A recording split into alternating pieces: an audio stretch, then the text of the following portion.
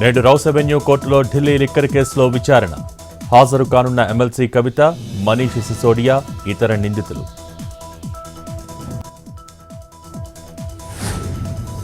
నేడు పాలమూరు ప్రాజెక్టుల సందర్శనకు మంత్రి ఉత్తమ్. మొదట ఉద్దండాపూర్ రిజర్వాయర్ను పరిశీలించనున్న ఉత్తమ్.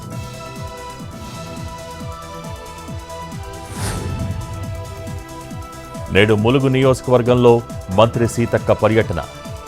గడిగడ్డ ఎస్సీ ఎస్టీ బాలికల హాస్టల్ను సందర్శించనున్న సీతక్క. ఏటూరు నాగారంలో చాకలి ఐలమ్మ విగ్రహావిష్కరణ.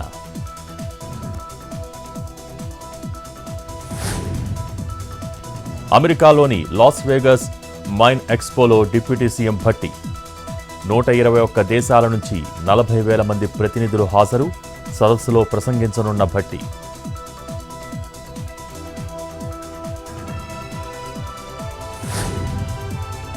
ఈ నెల 30న తెలంగాణ బీజేపీ రైతు హామీల సాధన దీక్ష. రైతులకు ఇచ్చిన హామీలు వెంటనే అమలు చేయాలని డిమాండ్.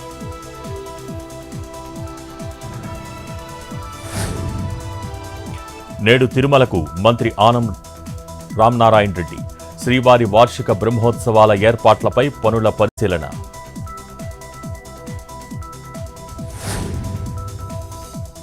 నేడు ఏపీ హైకోర్టులో ఎమ్మెల్యే కోనేటి ఆదిమూలం కేసు విచారణ. ఆదిమూలంపై నమోదైన లైంగిక వేధింపుల కేసులో నేడు ఏపీ హైకోర్టు తీర్పు. ఒంగోలు ఎంపీ మాగుంట కుటుంబంలో విషాదం. దివంగత మాజీ ఎంపీ మాగుంట సుబ్బిరామిరెడ్డి సతీమణి పార్వతమ్మ మృతి. 1996లో ఎంపీగా, 2004లో ఎమ్మెల్యేగా గెలిచిన పార్వతమ్మ.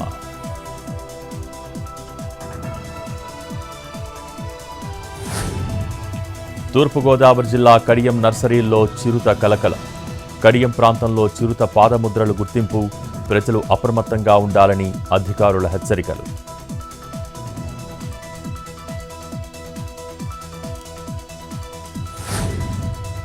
ఎంబీబీఎస్ అడ్మిషన్స్పై సుప్రీంకోర్టు సంచలన వ్యాఖ్యలు.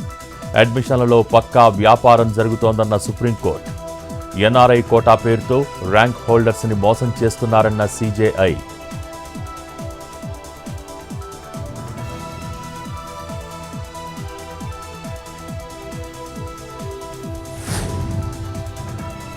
జమ్మూ కాశ్మీర్లో కొనసాగుతున్న రెండో విడత పోలింగ్. భారీగా మోహరించిన భద్రతా సిబ్బంది.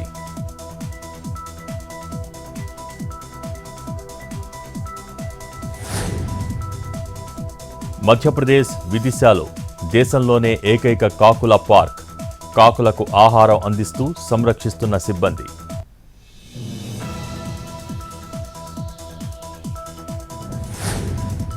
స్థిరంగా బంగారం, వెండి ధరలు. 22 క్యారెట్ల 10 గ్రాముల పుత్తడి 70,000, 24 క్యారెట్ల 10 గ్రాముల పసిడి 76,370, కిలో వెండి 98,000.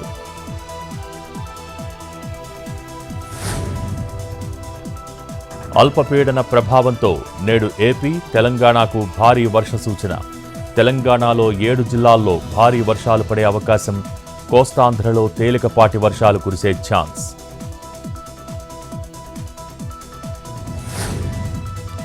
తిరుమలలో తగ్గిన భక్తుల రద్దీ. నేడు స్వామివారి దర్శనం. నిన్న స్వామివారి హుండీ ఆదాయం 3,89,00,000.